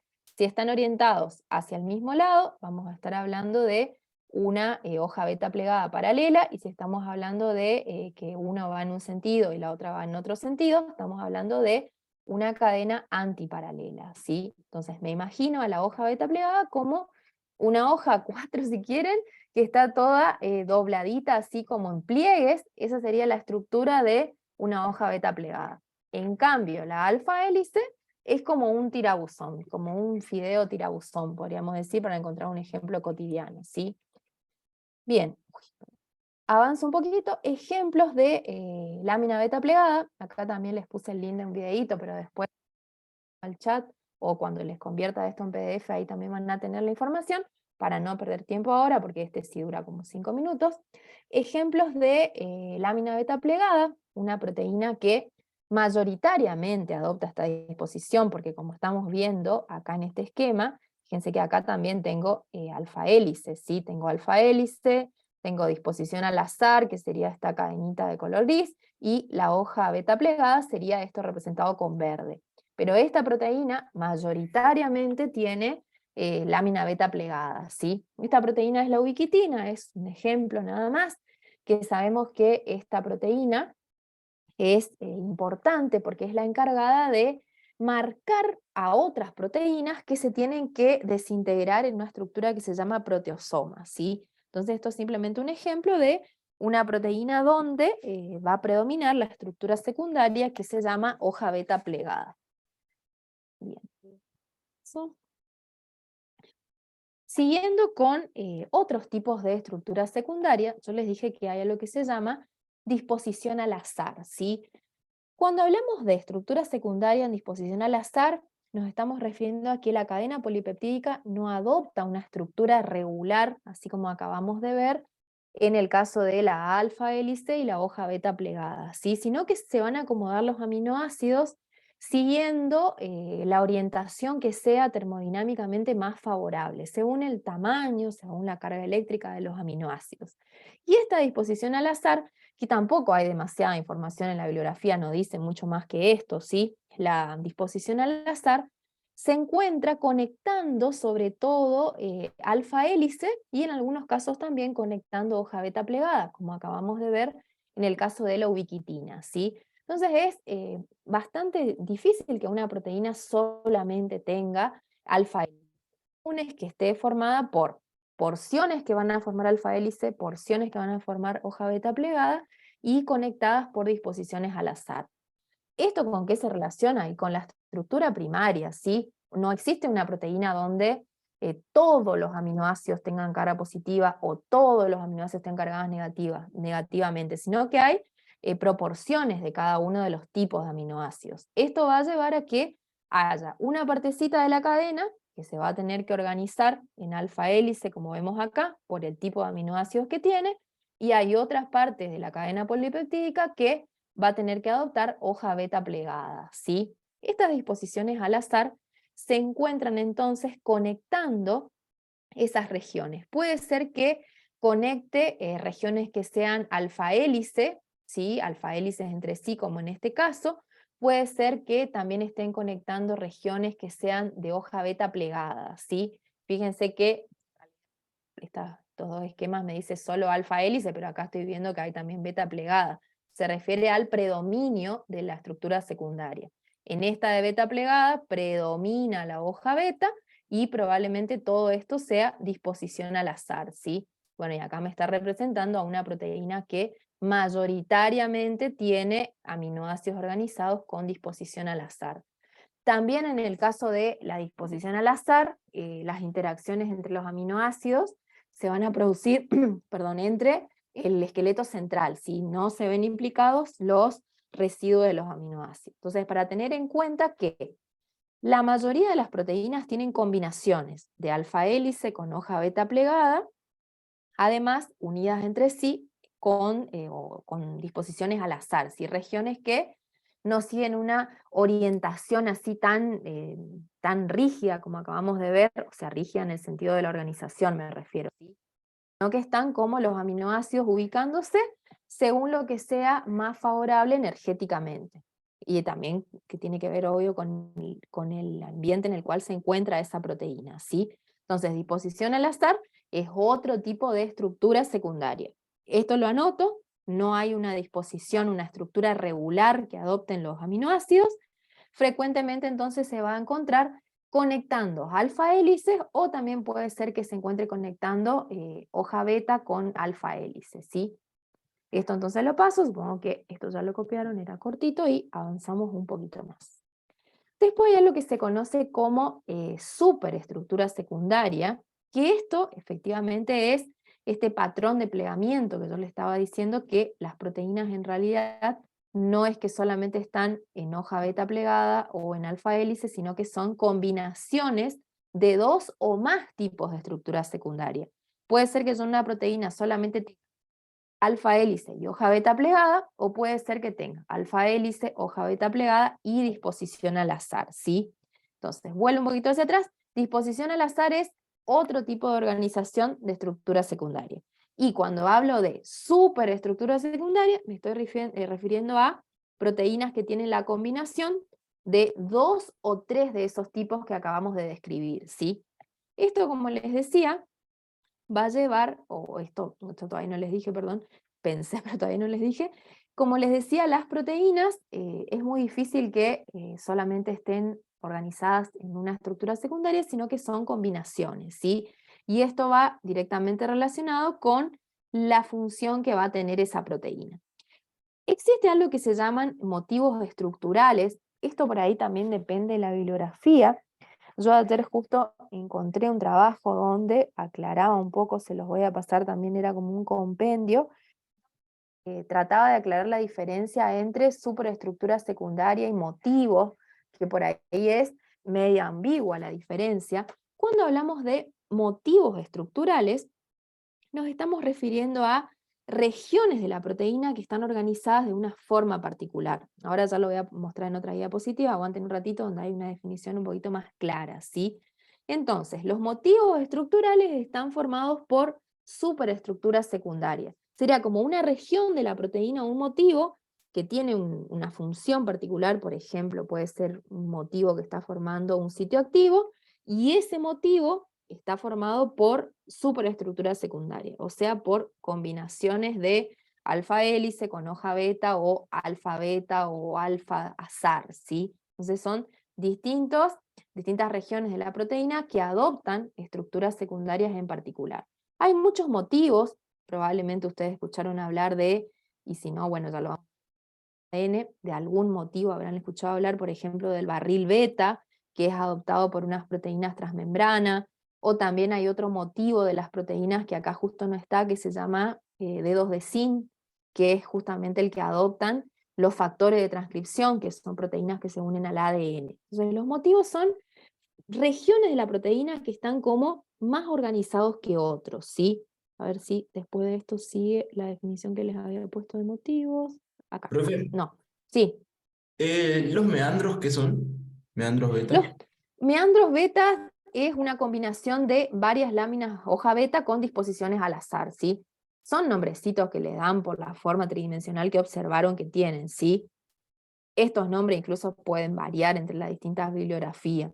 Por ahí barril beta es el que más vi que se repite en los libros, meandro no vi mucho, pero fíjate que la diferencia entre barril y meandro es que en el caso del barril beta, láminas hoja beta plegada, y el meandro tiene conexiones entre las láminas hojas beta de disposiciones al azar, ¿sí?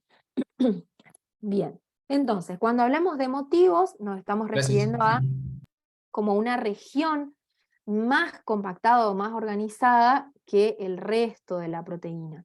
Como les dije, es como muy ahí en el límite la diferencia entre superestructura secundaria, motivos, incluso otros autores también lo confunden con dominios, por eso por ahí está bueno que lean el trabajito que les voy a pasar, donde trata de hacer como una diferenciación para que quede claro, ¿sí?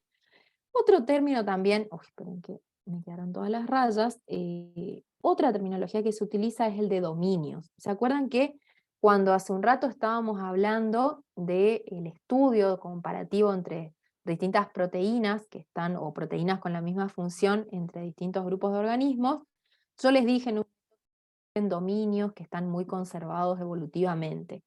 Cuando hablamos de dominios, nos estamos refiriendo, perdón, a cadenas polipeptídicas largas, pero que están muy plegadas en una región, ¿sí? Entonces, los dominios en realidad se considera que son una forma de estructura supersecundaria.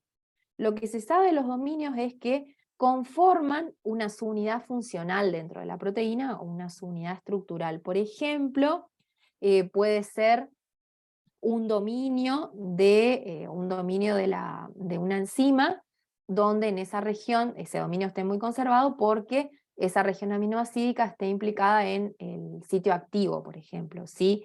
Entonces, dominio se refiere a el lugar de la proteína, sería la cadena polipeptídica, donde hay una estructura como más plegada que el resto de la proteína, así como un superplegamiento, por lo tanto se considera que es una estructura supersecundaria.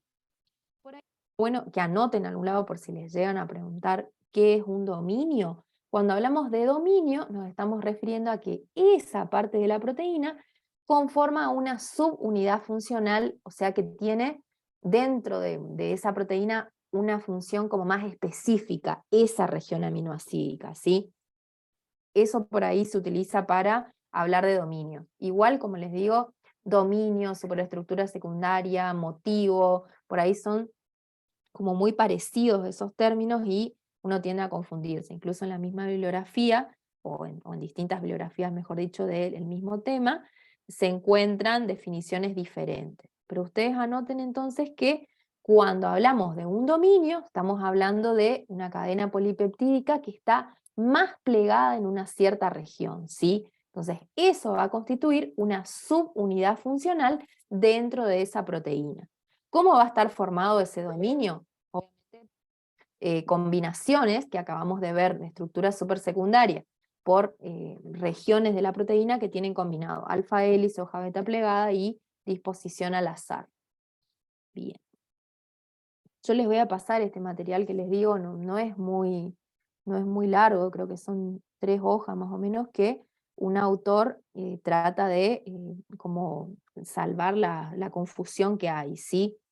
Por ahí una cosa que seguramente a esta altura también ya lo saben, acuérdense que cuando ustedes buscan información en internet de algo que por ahí no me quedó claro con la bibliografía, sobre todo el blanco, no sé si les pasa a ustedes que más allá que es el libro base, en algunas cosas es re confuso y no entendés demasiado, uno cuando busca información en internet traten de buscar de fuentes confiables, ¿sí?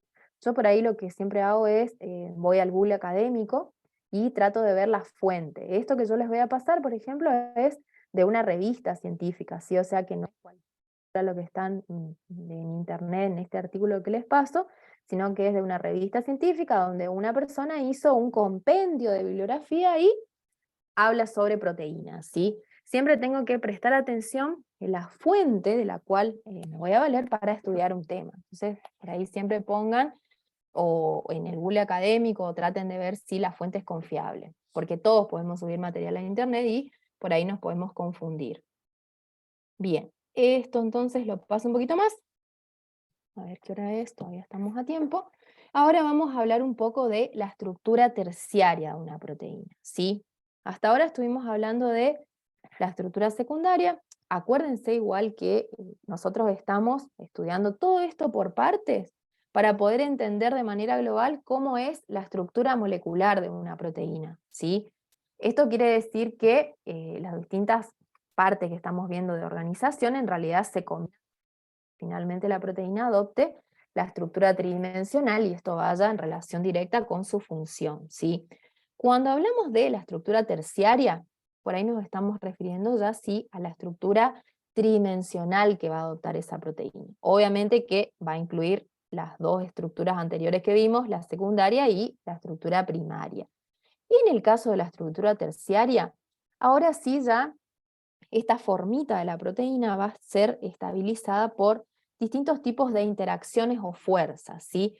Estas interacciones, ahora sí tener en cuenta que van a ocurrir entre las cadenas laterales de los aminoácidos. Hasta ahora veníamos hablando de interacciones entre el esqueleto principal de la cadena polipeptídica. Ahora ya estamos hablando que nuestros grupos R, que en la estructura secundaria quedaban o hacia afuera del alfa hélice o alternados en la hoja beta plegada, no tenían participación. Ahora sí, para la estructura terciaria, la conformación tridimensional se va a ver estabilizada por interacciones entre estos grupos, ¿sí?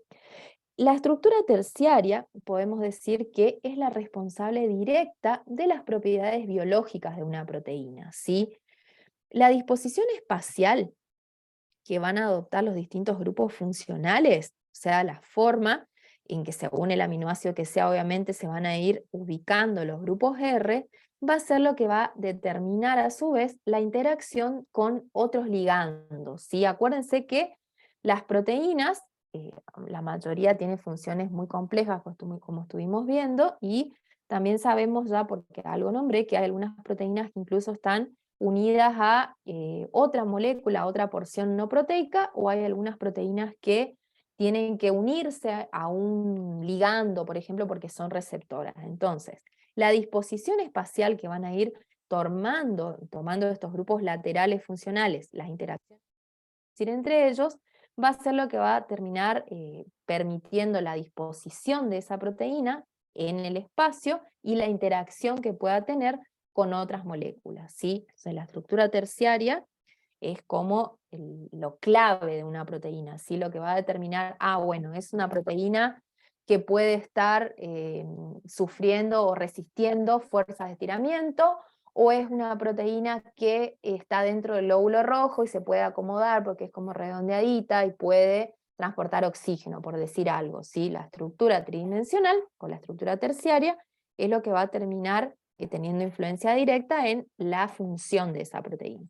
En la estructura terciaria la estructura terciaria va a determinar dos disposiciones tridimensionales de la proteína, ¿sí? Proteínas globulares, que de manera sencilla podemos definirlas que tienen como una formita redondeadita, como un ovillo de lana, vamos a imaginar. Por ejemplo, la actina, la mioglobina, como vamos a ver ahora, y hay otras proteínas que son proteínas fibrosas, que adoptan una disposición similar a una cinta o a una soga, imaginemos, que tienen la capacidad de resistir fuerzas de estiramiento más que nada. Entonces, la mayoría de las veces las proteínas fibrosas están teniendo función estructural en los seres vivos, ¿sí?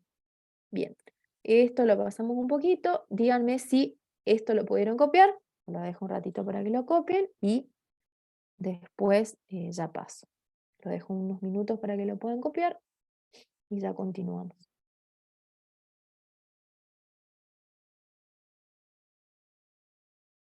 Ahí aguántenme que voy a buscar un poquito de agua mientras terminan de copiar esto y ya continuamos.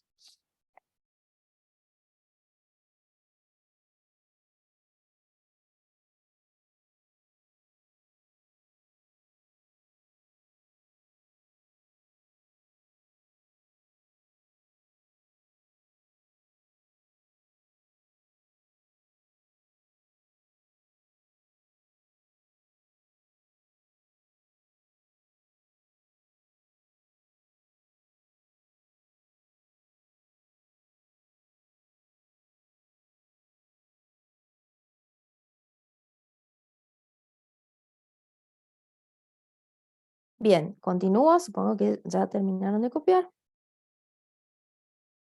Aguanten un ratito más, no se me vayan todos, que enseguida ya vamos a terminar.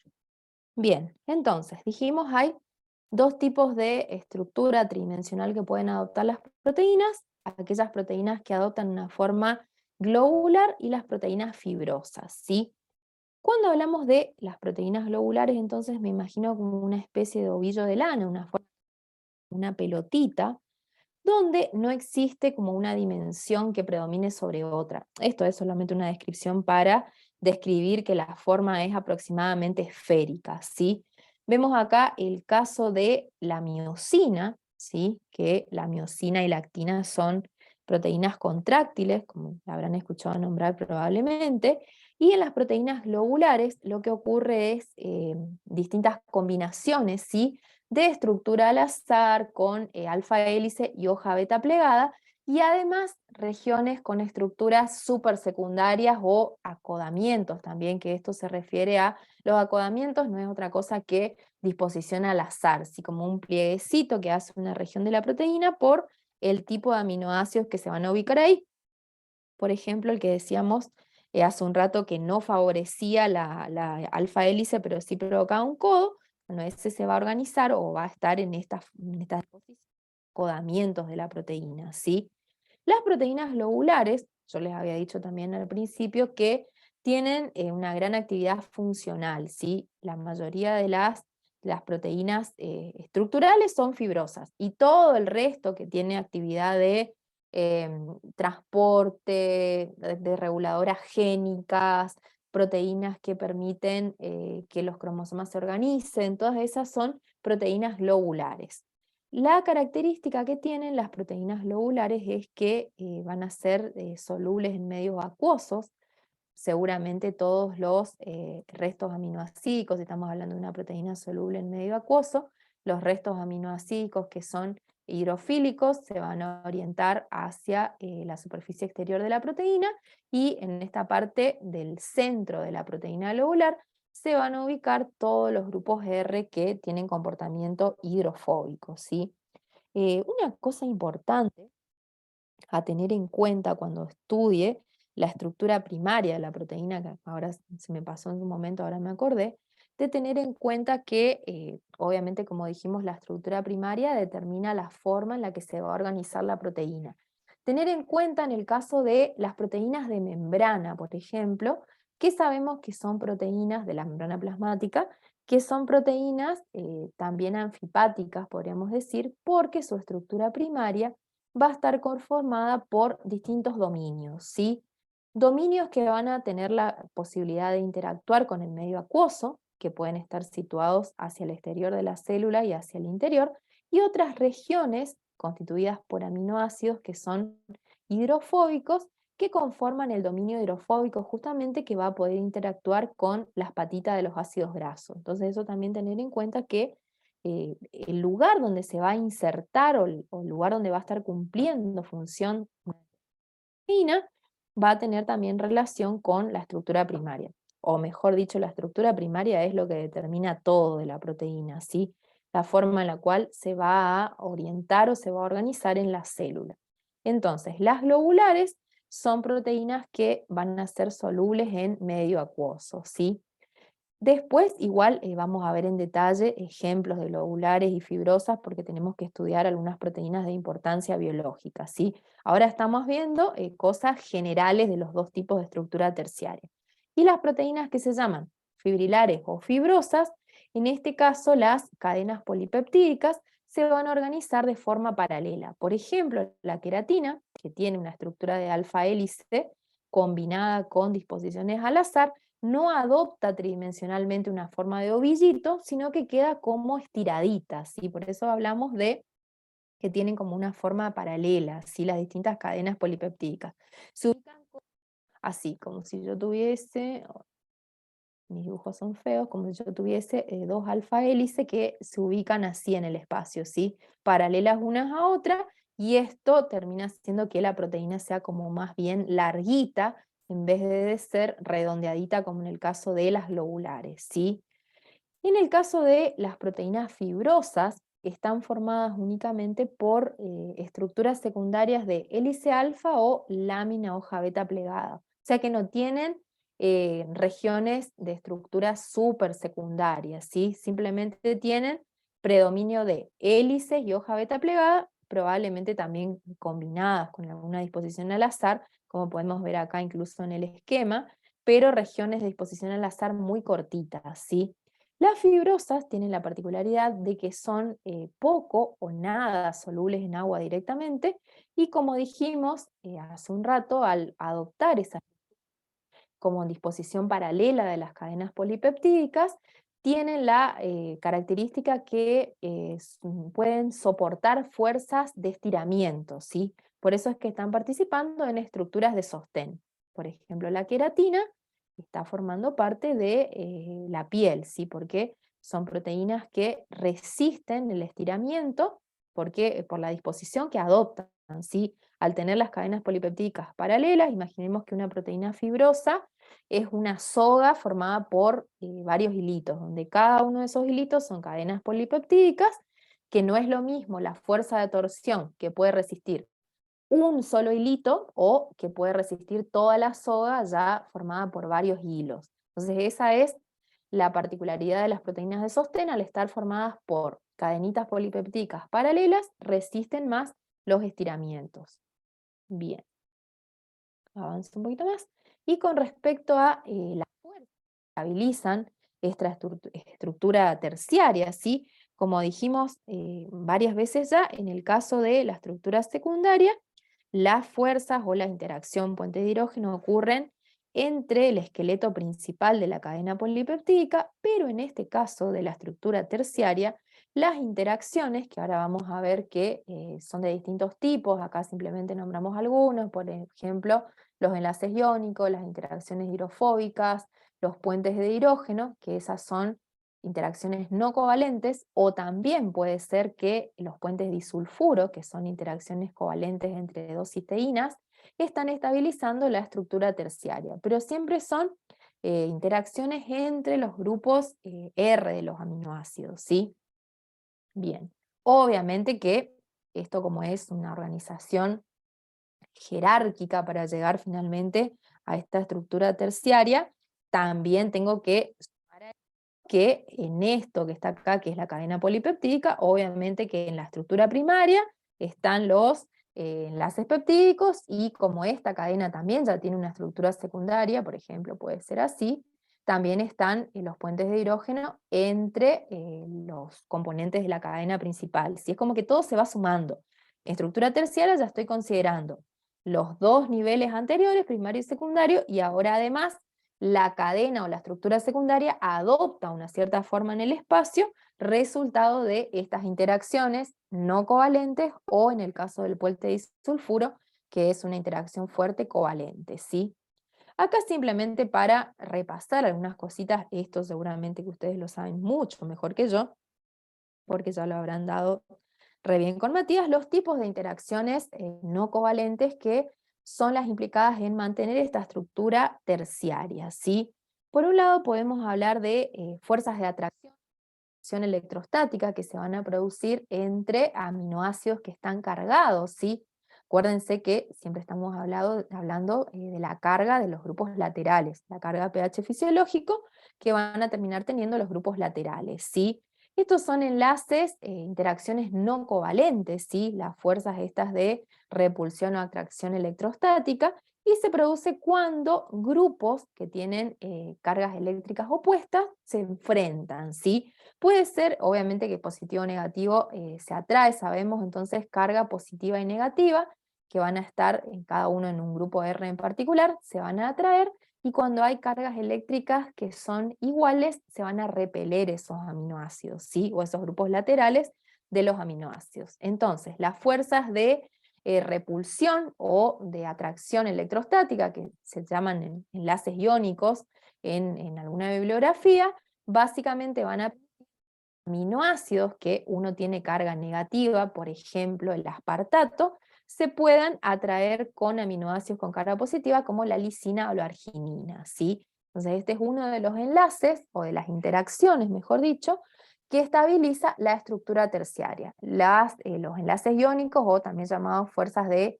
atracción o repulsión electrostática, ¿sí? Sigo pasando un poquito, acá simplemente les puse para recordar cuáles son los aminoácidos que están cargados de manera positiva y cuáles son los cargados negativos, ¿sí? Tenemos lisina, arginina, histidina, donde predomina la carga positiva, pH fisiológico, que pueden interaccionar con aminoácidos que tienen carga negativa, como el aspartato o el glutamato, ¿sí? Bien, entonces, enlaces iónicos es un tipo de interacción. Los enlaces puentes de hidrógeno que se van a dar entre los grupos R, entonces, van a estar principalmente estabilizando hélices y lámina beta plegada, ¿sí? Que van a encontrarse como cercanas entre ellas, y van a terminar haciendo que como que se terminen acercando para formar, por ejemplo, la estructura globular, ¿sí? Yo tenía una alfa hélice por acá, y acá tenía hoja beta plegada, y justo cuando se produce como la estructura tridimensional el pliegue, esto me va a quedar así, más cerquita de esta parte de hoja beta plegada. Y acá se van a producir, o se van a poder producir, estas interacciones puente de hidrógeno, ¿sí? Entonces los puentes de hidrógeno va a ocurrir cuando el carboxilo libre, que queda o del ácido aspartico o del ácido glutámico, se va a combinar con el hidroxilo libre de, por ejemplo, la serina, la tronina o la tirosina, ¿sí? Ahí se produce esta interacción de tipo enlace puente de hidrógeno. Es como un átomo muy electronegativo se va a producir puente de hidrógeno con otro que sea muy electropositivo. Bien, entonces, puente de hidrógeno que, como les dije, seguramente ya lo recontradieron con Matías, porque chusmeé un poco sus clases, así que lo tienen mucho más claro que yo. Enlace de hidrógeno es otra interacción que está estabilizando la estructura terciaria, ¿sí? Después también tenemos las interacciones hidrofóbicas y las hidrofílicas, que se van a producir para que los aminoácidos hidrofóbicos e hidrofílicos que puedan interactuar, ¿sí? También puedan establecer estas interacciones que hace que la estructura o la forma, la proteína adopte esta estructura tridimensional. Acordarse que habíamos charlado que depende el medio en el cual está la proteína. Si está en un medio acuoso, los aminoácidos hidrofóbicos se van a ubicar hacia el núcleo central y la proteína va a exponer sus aminoácidos hidrofílicos, ¿sí? Entonces esto también, acuérdense cuando están estudiando de hacer o acordarse cuáles son los hidrofóbicos y los hidrofílicos. Pues por ahí me ocurre que podría ser una pregunta que les den una secuencia aminoácidica y les digan según la propiedad de los grupos R, qué tipo de estructura secundaria cree que podría adoptar. Si eso estaría bueno una pregunta así, entonces me tengo que acordar el comportamiento que tienen los grupos laterales para ver el tipo de interacción y en consecuencia la forma de esa proteína. Entonces las interacciones hidrofóbicas e hidrofílicas es otro tipo de enlace. Acá simplemente tener en cuenta que esas cadenas R que son apolares van a tender a alejarse, ¿sí?, del contacto con el agua y se van a ubicar hacia el interior. Y los aminoácidos que tienen esas cadenas R con grupos que son hidrófilos sí van a poder disponerse hacia el exterior de la molécula, ¿sí? Entonces esas interacciones hidrofóbicas e hidrofílicas también van a estar estabilizando la estructura terciaria. Y bueno, después también tenemos las fuerzas de Van der Waals, que también es de interacción no covalente, donde básicamente sabemos que las moléculas que no tienen carga eléctrica, la nube esa electrónica de cada uno de los átomos es como que va fluctuando, se hace que la distribución de la carga origine dipolos. Esto se da en el caso del agua, ¿sí?, donde es más negativo alrededor del oxígeno y más positivo, una densidad positiva, alrededor de los hidrógenos, ¿sí? Entonces, cuando hay átomos que no están unidos por enlaces covalentes, se van a acercar a pequeña distancia y uno de los dipolos va a perturbar a otro, se van a producir fuerzas de atracción. Y cuando se aproximan demasiado, se pueden ya producir también fuerzas de repulsión. Entonces, las fuerzas de Van der Waals son otro tipo de interacción que depende obviamente de la formación de estos dipolos, que va a permitir que la proteína adopte esta estructura tridimensional, ¿sí? Esto lo paso rápido porque ya dieron todo lo de enlaces químicos en la parte de Matías, y otro enlace que puede estar estabilizando la estructura terciaria, pero en este caso ya es un enlace covalente, es el enlace puente disulfuro que se va a establecer entre los grupos sulfidrilos de dos cisteínas, ¿sí? Entonces esto va a ocurrir entre cisteínas que en realidad están alejadas, como podemos ver acá en el caso de la insulina. En realidad las cisteínas están alejadas, si tenemos que considerar la cadena, la estructura primaria. Fíjense que este es el extremo N-terminal, este es el C-terminal de una de las cadenas polipeptídicas, y en realidad esas cisteínas están alejadas entre sí y cada una de ellas está formando parte de una cadena polipeptídica en particular, ¿sí? Esta proteína que está acá, ya podemos inferir que tiene estructura cuaternaria, porque al principio habíamos dicho que las proteínas con estructura cuaternaria están formadas por dos o más cadenas polipeptídicas. Entonces el enlace, puente disulfuro, se produce entre cisteínas que están alejadas dentro de la estructura primaria de las proteínas, y es un enlace covalente, y permite la estabilización de la estructura terciaria, ¿sí? Bien. Después, a ver qué nos queda. Vamos a ver qué hora es, un ratito más. Bueno, acá simplemente un esquema donde me representa los distintos tipos de interacciones no covalentes que van a estabilizar entonces la estructura terciaria. Como dijimos, interacciones, fuerzas de Van der Waals, puentes de hidrógeno, también los canales iónicos, ¿sí? Los puentes salinos, y dijimos que en el caso de las cisteínas pueden formar estos enlaces covalentes que son los puentes disulfuros, y que van a estar acercando o uniendo cadenas polipeptídicas distintas. Bien. A ver un poquito más. Bueno, simplemente terminamos con esto de cuaternaria y ya dejamos esto de las proteínas simples y conjugadas para la próxima clase, ¿sí? Y cuando nos referimos a estructura cuaternaria, estamos hablando de la disposición espacial que van a adoptar aquellas cadenas polipeptídicas que forman parte de proteínas que sí llegan a tener estructura cuaternaria. ¿Qué quiero decir con esto? Lo dije por ahí medio enredado. Que no todas las proteínas tienen estructura cuaternaria.